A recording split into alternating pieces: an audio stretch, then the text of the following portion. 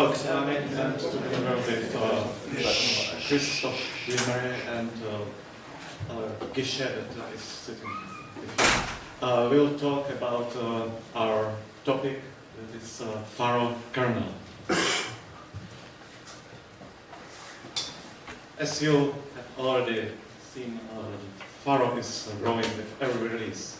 We have new libraries, new tools, and we try to add more tests and even and sometimes even more documentation. And if we look on the evolution of Pharo,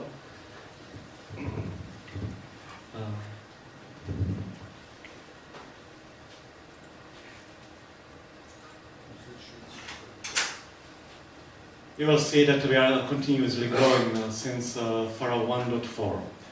Before we are growing too, but we did some serious cleanups in the image. But if you will look at the graph, you will see that the number of packages is growing faster than the number of lines of code in the image. That means that we are trying to improve modularity and granularity of packages in the image continuity. And you can also see that not every added line of code is increasing complexity of the system. For example, if you create new tests, you write new help, and often help is written in code of method. You do not increase complexity, but you increase understandability for users. And I'm very happy that number of classes that do such job starts to be comparable with number of classes we had in Pharo 1.1. But if you will look at Pharo 5 image, you will see a lot of things that are not supposed to be there, or we are not so happy to have it in image. Do you remember the slide that Steph is always using with the Pharo as starting rocket? Pharo is really like so because we have a lot of duplications in the system. We have for example, TX text that is coded for the future use is next to a rubric code that is used now, and in the past we had several others, paragraph editors. So it adds some complexity to the system that do not need to be there. And we have also a lot of legacy obsolete code, and some code that no one wants to really touch if he doesn't need to do that. So it can cause a lot of a headache, especially for newcomers. But it should not, because if you look at Pharo Zen, Pharo should be a simple system that should be understandable for users and easy to learn, easy to change. So how can we reach our Pharo Zen if the complexity and size of Pharo is still growing and growing? Of course, the answer is modularity. We need to build our system from small, well-understandable blocks in a well-layered structure. And in this talk, we will talk about the basement of our wall, about Pharo Kernel. Pharo Kernel should be a subset of Pharo that should be small, simple, stable. It's pity that it doesn't continue with S, but it should be also understandable, well-tested, and also well-documented. And we have two ways how to reach such subset of Pharo. We can go from top. That means that we take a full image and we start to clean it and shrink, remove some stuff from it, and reach some point where we have a code that we say, let's that be Pharo kernel, and on top of this code we will reload all the Pharo. The second approach is from bottom. That means that we start from real zero and we say, okay, we want this code to be in the Pharo kernel, this, okay, we are happy now, and let's reload all back. And if you will ask us which way we choose for our task, we went both ways together. We both ways at once. I was working on this part, and Chris and Gisha were working on this. And I will now talk about the first approach, about shrinking. Actually, it started long before before Pharo ever existed in types of speak, and we learned a lot of things from that evolution. Firstly, that removing of code is quite easy. It's easy to take a full image and start to remove it, and sometimes create a patch that stops some blood and so on. However, it's much harder to do it cleanly. If you want to have these patches to be integrated in our system, it takes a long time, and it's not so complicated because you need to talk with other people and so on. And it's even worse if you want to reload all the rest of the Pharo back of your code back into the image, because there are some things that were not done or were done only once in the past. For example, if you want to reinitialize morphic. But we did it. We did it 10 years ago. As you can see on this blurry slide screenshot, we did it in 2006. We were able to have a small headless image and reload morphic back on top of it, including ethos. And so you can ask, why do we not use it in production? Because it's a never-ending story. If you change something and make this process working, with almost every new update, something new will be broken. And if it's often that are small changes, small fixes, but if it is a bigger change, it takes a longer time to fix that, and if you fix that, you realize that a lot of next small changes were broken again, so you need to start from scratch and so on. So why it was so hard? Because every Pharo developer needs to care of modularity. If you put some new slice, new patch, new library, you should ask yourself, how does change will affect modularity of the system? Will it make a new dependency from kernel to UI tools, for example? And the history teaches us that Pharo developers take care of modularity, but they do not care much, and only they are needed to do that. So we need to make such decisions, such tests be integrated in our development process. We need tests that check modularity for every new slice, that check it with rules, and we need some CI jobs.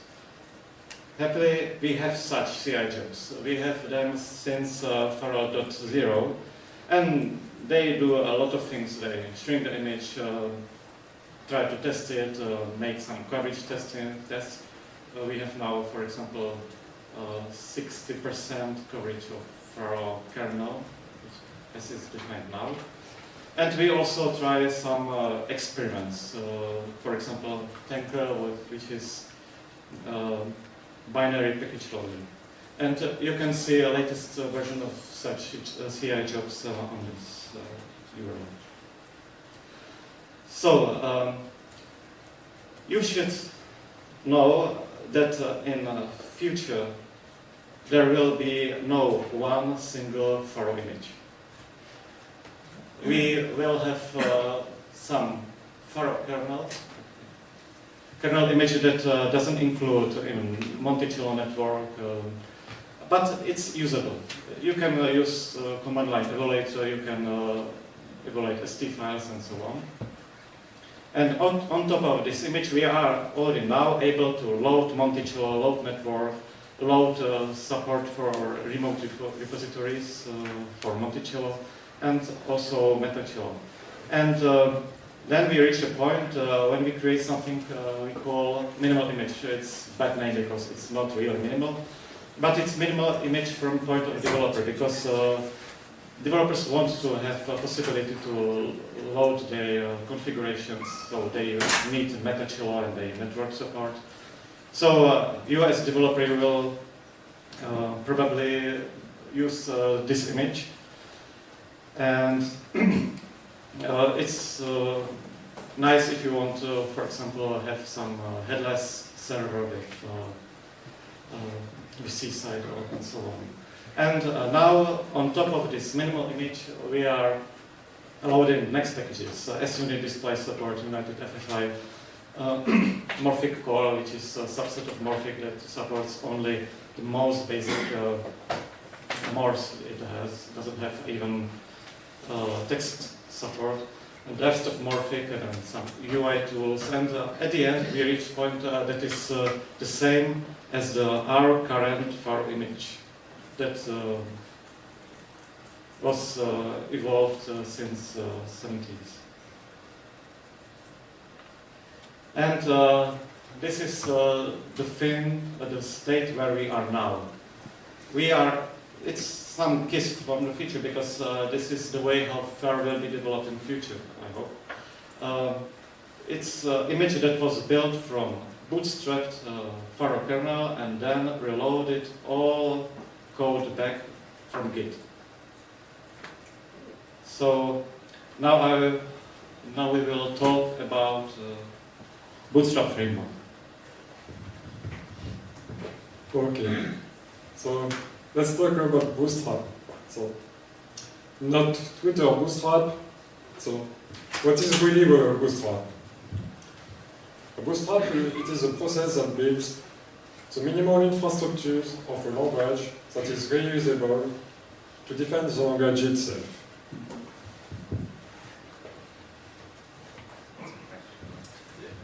The question is, why do we need a Bootstrap? So Stefan already gave some good reasons for that, so I will repeat some of them. We want to have a known initial state of the system. Why? To be able to reproduce the state of the system at any time, and especially we want to ensure that we can reinitialize the system from the beginning. And also it will ease the kernel evolution. We want a small kernel, and with a small kernel, it's really easier to introduce new functionality into the language. So, for example, we can dream of having a Pharo kernel without thread support and one with thread support. A kernel with module support and without module support. So, by doing this job, we identify a small subset of the language following the definition of the language itself.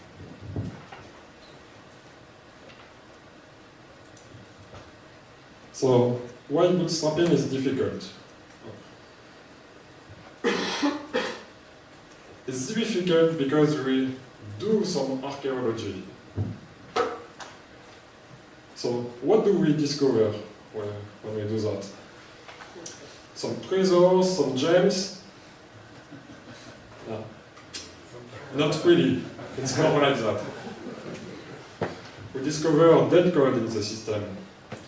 Code that is there since years and years and is no more used. And we found a lot of this kind of code. We also find these strange things. Really? Why do we have dependencies from the kernel packages to UI packages? Why should I need Morphic or some other tools to evaluate some basic code? 1 plus 1. And before we remove the dependency from the compiler, for now. Yes. So, another kind of strange dependency, the kernel depends on translation, yes, on compressions, on a lot of things like that. So at some point, it's funny. It's funny until you need to fix it. We did a lot of cleanups, so it was a big part of our job with Pavel, Gisha and I, but also a lot of other people already helped to that. Else, it would have been impossible to have a Bootstrap kernel. So what we also find, or I should say, what we do not find, is some piece of code that are missing. Yes, very often, the initialization code is not there. Or, if it is there, it is not anymore in sync with the state of the system. So, we have to fix that. And it leads us to the dependency L. Yeah. A big spaghetti plate. And what you can see is not the first iteration. I did not have anymore the picture, but here it is just a visualization of dependencies of the package we selected to be the first Pharo kernel. And for that, so that we can understand something, we already cut some dependencies. You can see dependencies in red, graphics primitives, graphics display objects. If we look at their dependencies, we grab the whole system. And that is really a dependency L, because now we have a Pharo kernel with around 50 packages, but it's not yet modular. Because in these 50 packages, almost every package depends on all other packages, and you have circular dependencies, and so there are still a lot of work to have a modular system.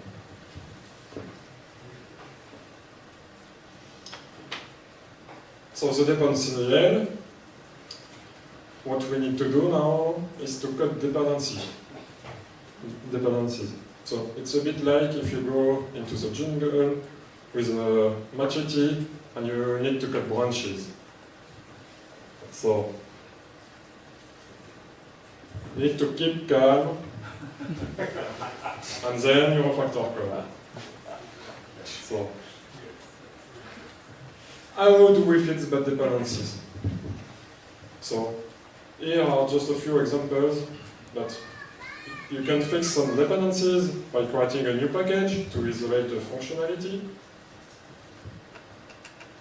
You could also move some methods as extensions to another packages because they are related to a functionality that is hosted into another package.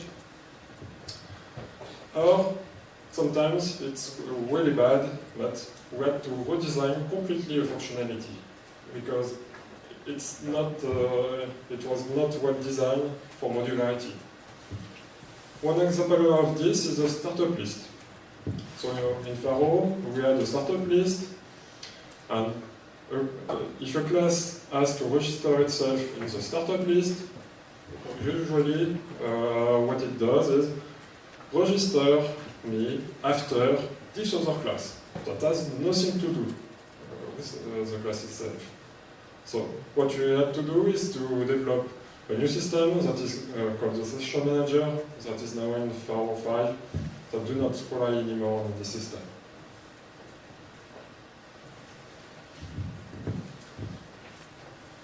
So we needed some help.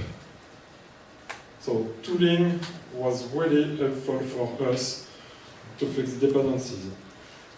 So the first tool, Stefan already mentioned, is the Dependency Analyser. What it does is you click on a package and you will browse dependencies of this package. So what kind of dependency? If you inherit from a class, it is a dependency. If you have a direct reference to a class, if you have an extensions, method extensions, and so on. But also we have some analysis of message send of the package itself, and we compare that to the message implemented into the send package and its dependencies.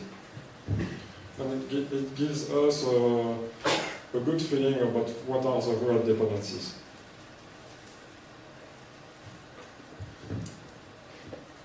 So, the dependency dashboard. So, when we started to identify the subset of packages we would like to have for the Pharo kernel, we started with Geshe on the dashboard by, okay, let's take Monticello. And now, check dependencies of Monticello. We did that tentatively, and we ended with 2 big dashboards full of packages and dependencies. Wow. And we started to clean and to try to update the dashboard. So after a few iterations, it was not maintainable at all. So what we did is just a small tool that is running for each new Pharo image and that computes for us dependencies of a package and dependence. The dashboard is not always very easy to use and to spot dependencies we should start from. So we also did a visualization. So I could show you.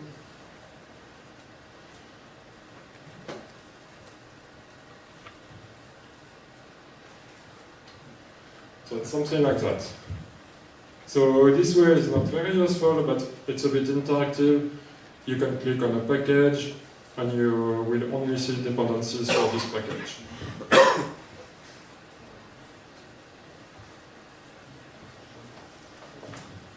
So here is the same for the tooling. So I will give the word to Pavel. So now we will talk about Pharo Bootstrap process itself. It's something like Genesis. At the beginning, there was nothing. This nothing is empty object space in a special VM simulator we are using. And first day, we add to this nothing nil. But think about it. This nil is object, and it's everything in Smalltalk. But every object needs a class, and you do not got any class in this object memory. So what do? You will need some support. You will need to create some stub class for that, and some dark magic that Geshe is doing. And then comes day 2, and you will do the same for the binary, the Boolean instances, false and true. The third day, you create classes, only classes. But think about it.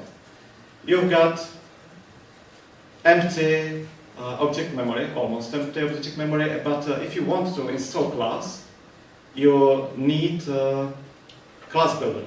That is not in the image.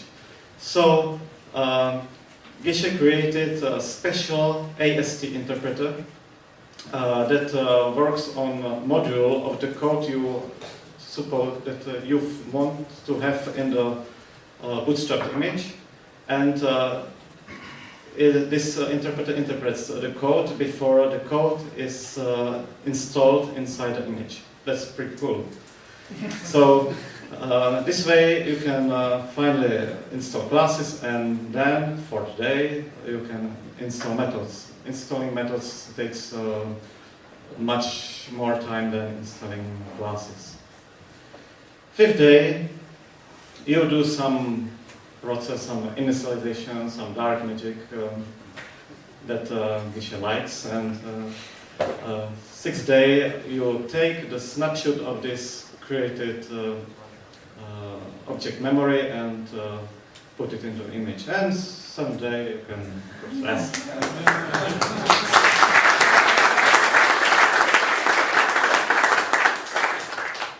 If you want more details, look at the PhD thesis of Geshe. So, story 2.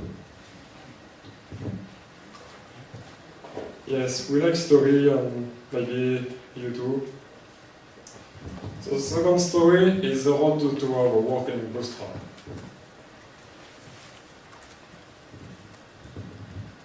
So there is a challenge for the Bootstrap because generally the language initialization is done VM side.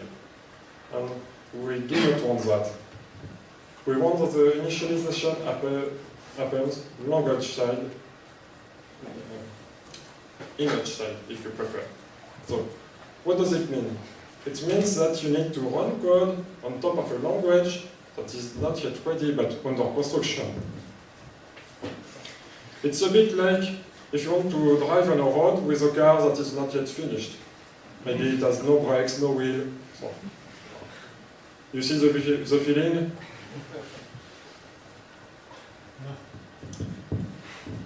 So, at some point we got our first Bootstrap image. Yoo-hoo! Yes! We are there. And what's next?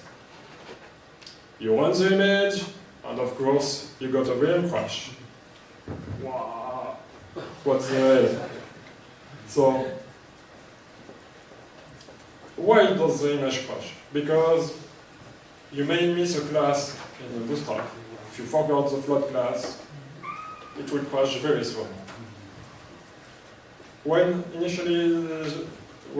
the initialization of all objects, if you forgot to set the superclass of objects, it will crash. Or even worse, if you set the superclass to a wrong value. So, to debug that, we had to compile the virtual machine in debug mode, and then you run the Bootstrap through Xcode LLDB, and then you have hopefully some useful methods to see what happens. You have useful functions in the virtual machine to display the Smalltalk stack and not the C stack. And at the end, how do we verify the Bootstrap, that the Bootstrap is working well? We rely on Pharo test. So we have more than 8,000 tests. So what we do, we take the Bootstrap image, we load the test unit on top of it, then we load test packages, of the packages that are already part of the Bootstrap, and we run test.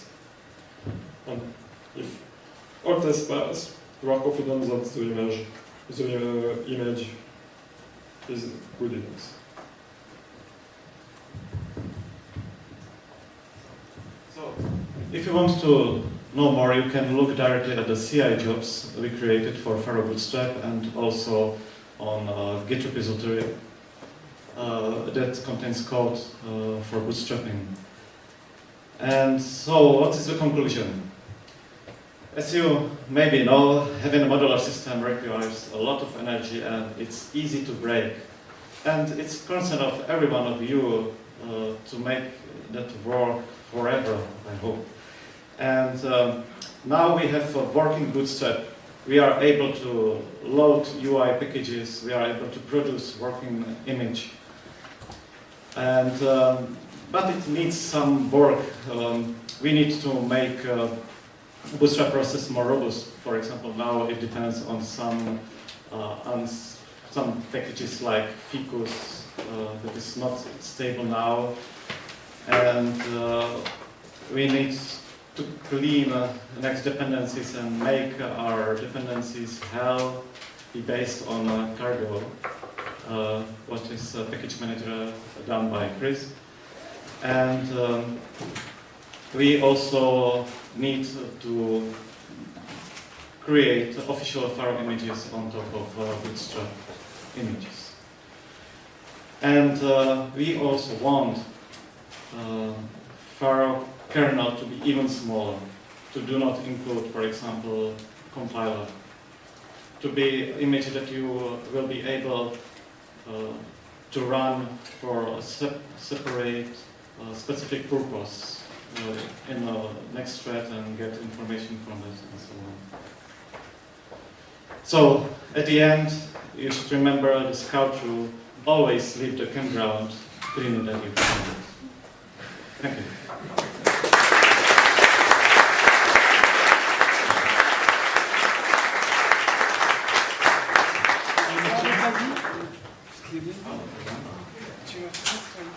So one question.